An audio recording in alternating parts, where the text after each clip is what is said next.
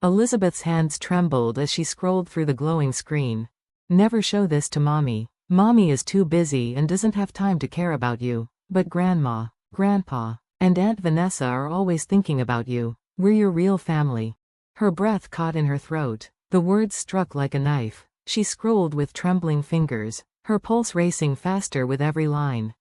Mommy is always working. Her experiments are more important than you. Did you know that Daddy left because of Mommy? Having a child like you has ruined Mommy's life. Imagine what would happen to you if we weren't around. If you tell Mommy, we'll never let you see us again. This is our secret.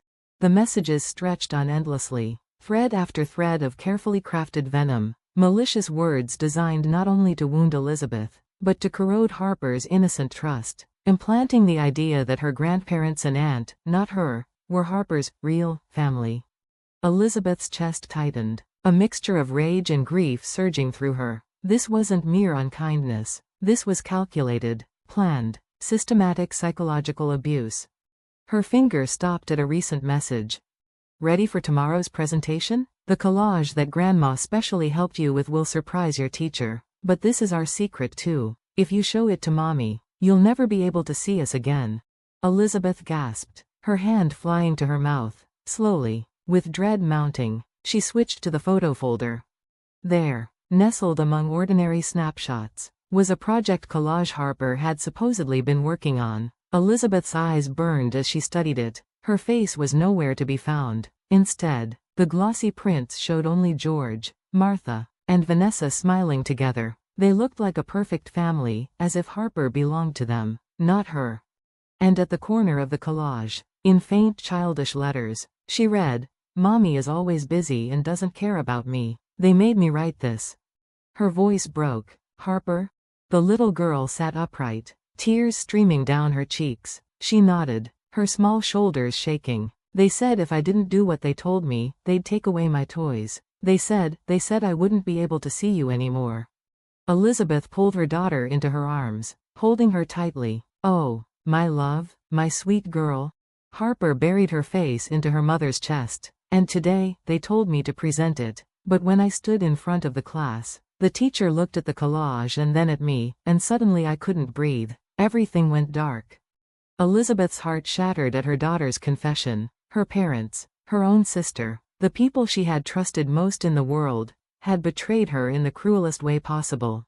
She gently set the tablet down on the side table and looked Harper straight in the eyes. "Listen to me, Harper. This is absolutely not your fault. Everything Grandpa, Grandma, and Aunt Vanessa said is a lie. You are the most important person in my life. Having you has made my life wonderful." Harper's crying softened, though fear still lingered in her eyes. Elizabeth continued, her voice steady, her resolve solidifying with every word. "And I promise you this, I will protect you. From anyone. Even," she faltered, her throat tightening, "even if that means protecting you from Grandpa and Grandma."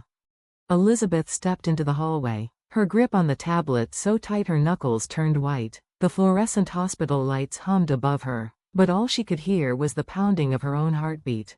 Down the corridor, she saw them. Her parents, George and Martha, walking with practiced dignity, as though they were the victims of some grand misunderstanding, and beside them was Vanessa, her younger sister, chin raised, arms folded, eyes gleaming with arrogance. They looked like a united front, as though they had every right to be here, as though they hadn't just tried to tear her daughter's soul apart. Elizabeth's stomach churned. The sight of them made her want to scream, but she forced herself to keep calm. This wasn't just anger anymore, it was about Harper's safety. When they reached her, Martha spoke first, her voice dripping with false concern. "Elizabeth, darling, we heard Harper fainted. We rushed here as soon as we could. You should have called us immediately." Elizabeth's lips curled into a bitter smile. "Darling?" The word felt poisonous now. She lifted the tablet slowly, holding it between them. "You came soon enough, just in time to see the damage you've caused." Vanessa rolled her eyes, crossing her arms tighter. "What on earth are you talking about? Harper's collapse is obviously because you overwork yourself. You neglect her, and now you're trying to blame us." Elizabeth's hands shook, but her voice grew sharper. "Don't lie to me, Vanessa. I've seen the messages, all of them." She raised the tablet higher, her voice echoing through the hallway. Every poisonous word you wrote to my daughter, every threat, every manipulation, every attempt to replace me in her heart. For a brief second, she caught it, the flicker of panic in her sister's eyes, but George quickly stepped forward, his tone paternal, condescending. Elizabeth, listen to yourself. You're exhausted. You've always been too sensitive, too emotional. We only wanted what's best for Harper. She needs stability. She needs a family structure, something you clearly can't provide alone. The words hit Elizabeth like a slap. For years, she had endured their quiet criticisms, the whispered comments about her being too ambitious, too detached, too unfit as a mother. But now, hearing it in the open, in the same breath as their betrayal, made her blood boil. You wanted stability? She spat. Then why did you tell Harper that her father left because of me? Why did you tell her she ruined my life? Why did you force her to write on a school project that I don't care about her?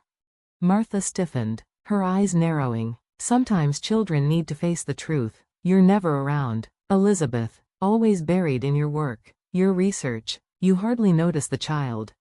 Elizabeth's throat tightened. The years of sacrifice flashed before her eyes, late nights spent in the lab only to provide for Harper, the guilt she carried every time she missed a bedtime story, the exhaustion she endured to give her daughter a future. And now these people, the people who should have supported her, were twisting those sacrifices into weapons against her. She stepped closer, her voice low but seething. I may work long hours, but every second of it was for her. And don't you dare mistake sacrifice for neglect. I've given Harper my life. You, she pointed at all three of them, her finger shaking with rage. You tried to take that life away from her, to erase me from her heart. Vanessa scoffed. Oh, don't be so dramatic. Harper adores us. We've done nothing but give her love. Elizabeth's eyes blazed. Love? You call it love to threaten a child that she'll lose her mother? You call it love to force her to lie in front of her class until she collapses from fear? That's not love, Vanessa. That's abuse. At the word abuse, the hallway went still. Nurses glanced up from the stations, their faces tense. A security guard turned his head, already alerted by the confrontation. Elizabeth raised the tablet again, her voice steady now, clear and cutting. This, she tapped the screen, is proof. Every word you typed, every lie you fed her, is saved here, and it's going straight to Child Protective Services and the police. You will never get near Harper again. George's face turned red, veins bulging at his temple. How dare you threaten us like this? We're your parents. Elizabeth met his fury with ice. Parents protect. Parents nurture. Parents do not destroy their grandchildren's sense of safety. Whatever you once were to me, you're nothing to Harper now but danger.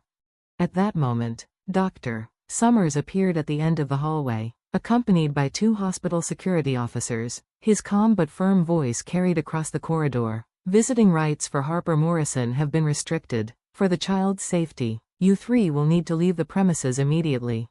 Martha gasped, clutching George's arm. This is outrageous. You can't just throw us out. Dr. Jenkins, who had quietly stepped out behind Elizabeth, spoke with cold professionalism. This isn't a choice. Harper has disclosed psychological abuse, and we have documented evidence. From this moment forward, you are barred from contact with her until further legal review. The color drained from Vanessa's face. She opened her mouth to argue, but Elizabeth cut her off with a single, final statement. You've taken enough from me. You will not take my daughter. The security officers stepped forward. George tried to resist, his voice booming through the hallway. Elizabeth, you're making a mistake. Without us, you're nothing. You'll regret this. Elizabeth didn't flinch. She stood tall, her hand resting protectively over her daughter's hospital room door behind her. No, she said quietly, but with unshakable conviction. For the first time, I have no regrets. As the officers escorted them away, Elizabeth let out a long, shuddering breath. Her knees felt weak, but her heart had never been stronger. She turned back into the room, where Harper sat awake now, clutching her stuffed rabbit, eyes wide with worry. Elizabeth knelt beside her, tears streaming down her cheeks, and whispered, "They're gone, sweetheart. They'll never hurt you again." Harper threw her arms around her mother's neck, sobbing into her shoulder. Elizabeth held her tightly, finally allowing herself to cry, not from fear, but from relief. For the first time in months, maybe years, she felt the fragile promise of peace. But in the depths of her heart, Elizabeth knew this was only the beginning. Evidence, police reports, custody restrictions, legal battles, it would all follow. The fight for Harper's safety had only just begun. And she was ready for war.